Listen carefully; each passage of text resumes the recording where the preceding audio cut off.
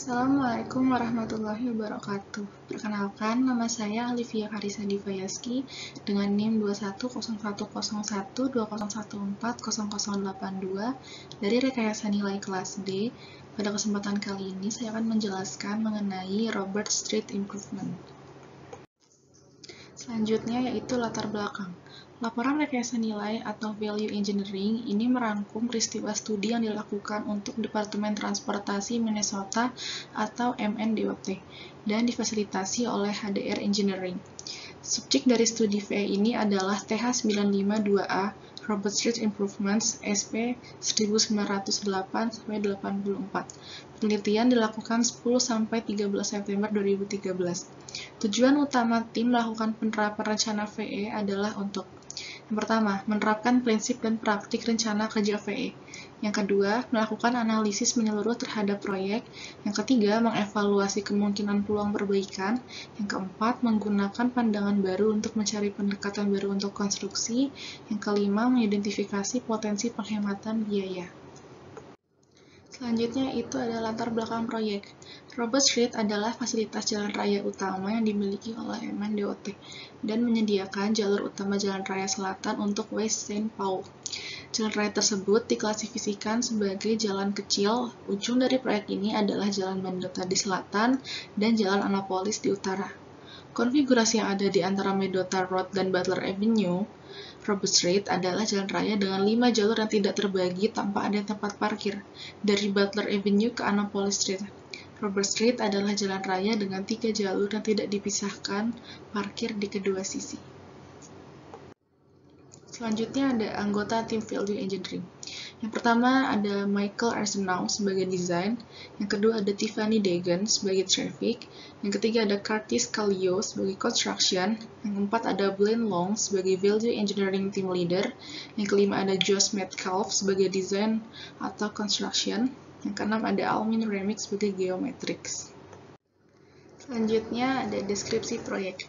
Robert Street adalah jalur transportasi utama utara hingga selatan melalui jantung kota distrik bisnis komersial di West St. Paul.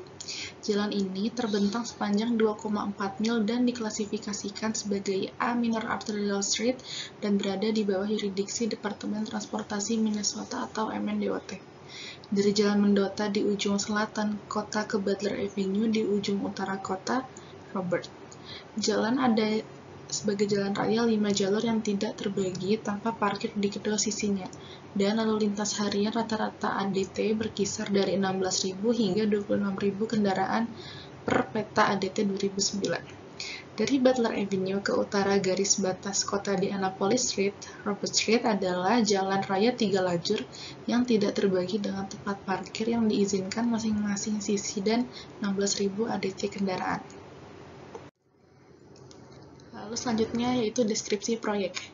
Di sepanjang koridor, tetapi terutama di 2/3 bagian selatan, ada banyak jalan masuk di sepanjang jalan kedua sisi jalan. Di beberapa daerah, jalan masuk hanya berjarak 50 kaki. Karena ini, jalan masuk yang jaraknya berdekatan, tingkat kecelakaan di sepanjang Robert Street lebih tinggi daripada rata-rata jika dibandingkan ke jalan raya batang lain yang belum terbagi di area metro. Selanjutnya, tujuan dari proyek ini adalah untuk merekonstruksi Robert Street untuk meningkatkan keselamatan dan mobilitas serta menyediakan akomodasi untuk memenuhi standar American with Disabilities Act atau ADA. Proyek akan dikonversi jalur belok kiri 2 arah menjadi median, tambahkan jalur perjalanan ke utara Butler Street dengan menghapus tempat parkir, tambahkan berbelok jalur, dan perbaiki trotoar. Proyek ini juga akan merekonstruksi jaringan saluran pembuangan badai, mengganti sinyal lalu lintas, mengganti penerangan jalan, dan pasang elemen pemandangan jalan lainnya. Proyek ini dimaksudkan untuk meningkatkan dalam 4 kategori.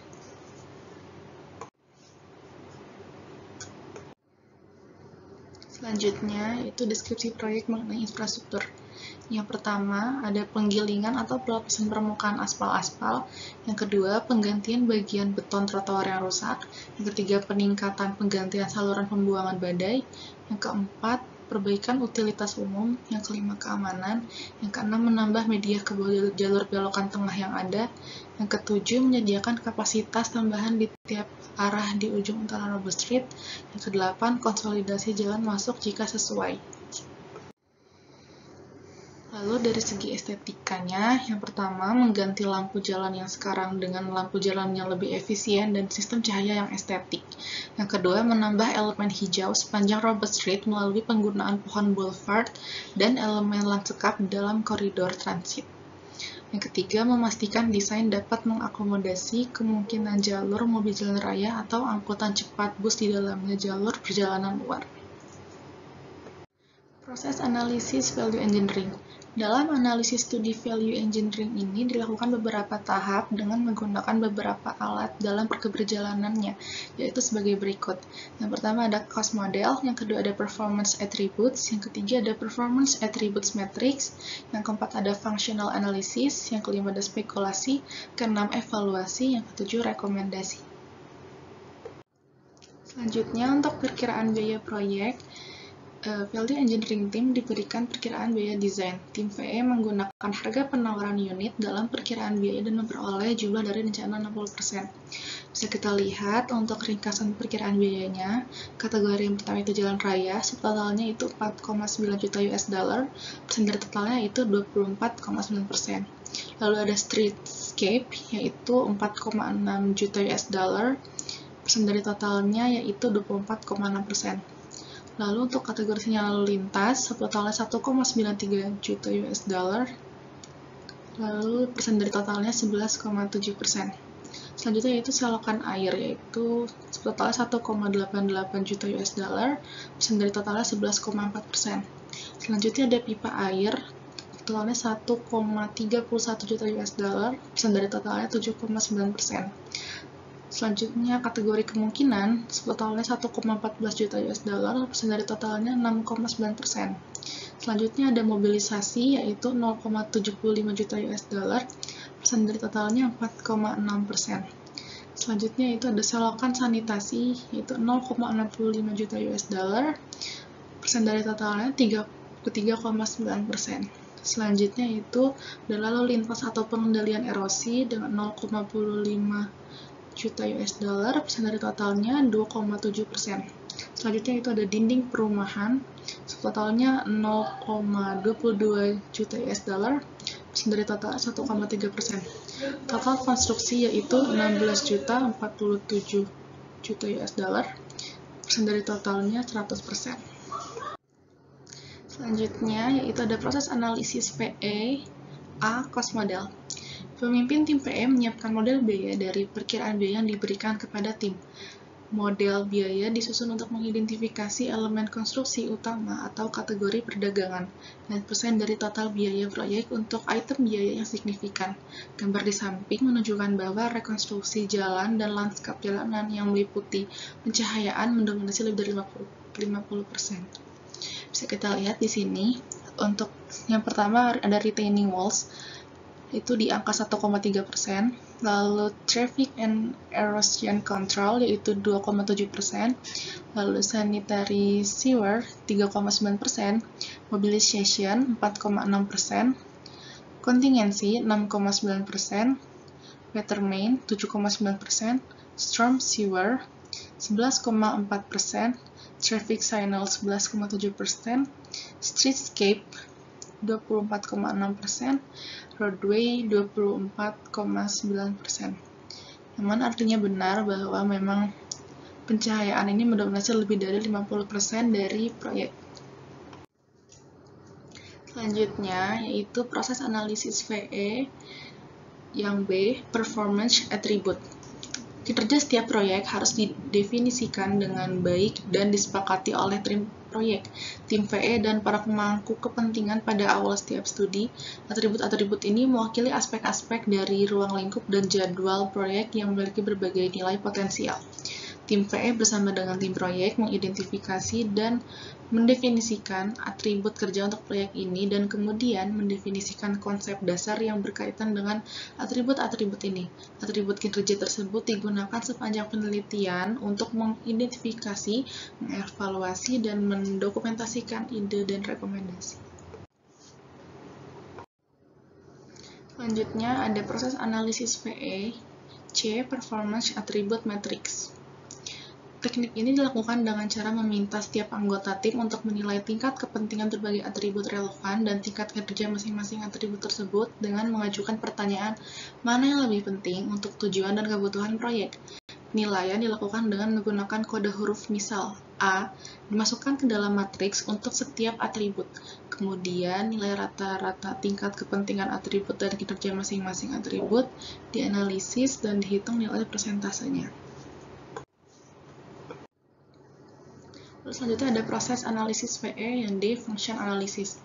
Analisis fungsi menghasilkan pandangan unik proyek. Fungsi didefinisikan dalam pernyataan kata beda untuk mengurangi kebutuhan proyek ke tingkat yang paling mendasar. Identifikasi fungsi elemen desain utama proyek memungkinkan pertimbangan yang lebih luas tentang cara alternatif untuk menyelesaikan fungsi. Fungsi utama yang diidentifikasi oleh tim adalah yang pertama mengurangi konflik, yang kedua mengurangi tabrakan, yang ketiga meningkatkan citra koridor, yang keempat mengakomodasi pengguna, yang kelima mengurangi kemacetan, yang keenam meningkatkan mobilitas, yang ketujuh mengurangi biaya perawatan, dan yang kedelapan meningkatkan vitabilitas ekonomi. Selanjutnya ada proses analisis PE, spekulasi atau kreativitas. Selama dilakukannya spekulasi ini, tim PE melakukan brainstorming tentang bagaimana melakukan berbagai fungsi. Ide-ide ini didasarkan pada informasi yang tersedia yang diberikan kepada mereka saat penelitian dengan mempertimbangkan andalan dan mengendalikan keputusan yang juga diberikan kepada mereka. Proses analisis PE, F, yaitu evaluasi.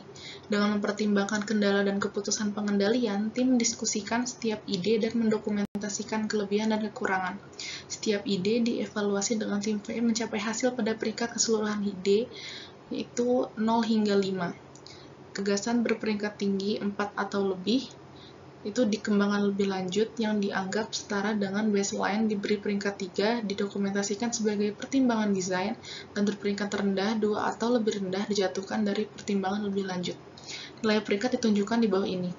5 sama dengan peluang hebat, 4 sama dengan peluang baik, 3 sama dengan pertimbangan desain, 2 sama dengan penurunan nilai minor, 1 sama dengan penurunan nilai utama, 0 sama dengan cacat fatal. Selanjutnya ada rekomendasi PE. Setelah melakukan analisis PE, didapatkan beberapa rekomendasi untuk menekan biaya konstruksi. Yang pertama, menggunakan barel lalu lintas, yaitu penghematannya mencapai 0,20 juta US dollar. Menggantikan penghalang beton sementara dengan barel lalu lintas untuk memisahkan lalu lintas dari zona kerja dan untuk menggambarkan akses bisnis. Rekomendasi ini meringankan dampak konstruksi. Rekomendasi yang kedua itu rapat mingguan kontraktor atau bisnis. Itu tidak dapat diukur.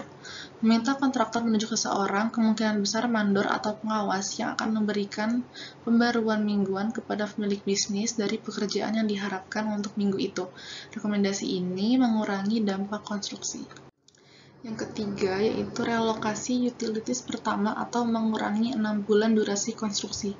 Mengurutkan pekerjaan bagian jalan dari yang membutuhkan penyelesaian instalasi pekerjaan utama air bersama dengan pipa saluran pembuangan saniter yang diusulkan dan penggantian lubang got sebelum memulai pekerjaan di dalam bagian jalan Robert itu. Rekomendasi ini mengurangi dampak konstruksi dan akan mengurangi durasi kontrak secara keseluruhan. Selanjutnya, rekomendasi yang ketiga, B, mitigasi risiko kontrak utama air terpisah, yaitu mengurangi risiko keterlambatan. Jika akuisisi jalan ditunda, maka beriklan dan biarkan proyek konstruksi terpisah khusus untuk pemasangan saluran air yang terkait dengan proyek perbaikan jalan Robert. Hal ini adalah strategi respons terhadap risiko bahwa jalan yang benar tidak akan diperoleh oleh proyek yang dibiarkan pada bulan April 2014, dan proyek akan ditunda sampai sertifikasi jalan yang benar disetujui oleh Federal Highway Administration atau FHWA. Rekomendasi ini mengurangi dampak konstruksi dan mengurangi risiko proyek yang diidentifikasi. Selanjutnya yaitu kontrak inovatif, yaitu mengurangi durasi konstruksi selama 6 bulan. Untuk menerima nilai terbaik untuk proyek tersebut, menyertakan metode kontrak inovatif dalam pengiriman proyek perancangan sampai tawaran sampai membangun untuk mengurangi durasi keseluruhan proyek. Rekomendasi ini mengurangi dampak konstruksi dan akan mengurangi durasi proyek secara keseluruhan. Kesimpulannya, dari analisis yang telah dilakukan terdapat 5 kesimpulan. Yang pertama, penggunaan barrier lalu lintas. Yang kedua, rapat rutin mingguan kontraktor. Yang ketiga, pemindahan keperluan awal. Yang keempat, mitigasi resiko kontrak utilitas terpisah. Yang keenam, inovasi kontrak. Seperti yang ada di tabel ini. Sekian presentasi dari saya, kurang lebihnya mohon maaf. Terima kasih. Wassalamualaikum warahmatullahi wabarakatuh.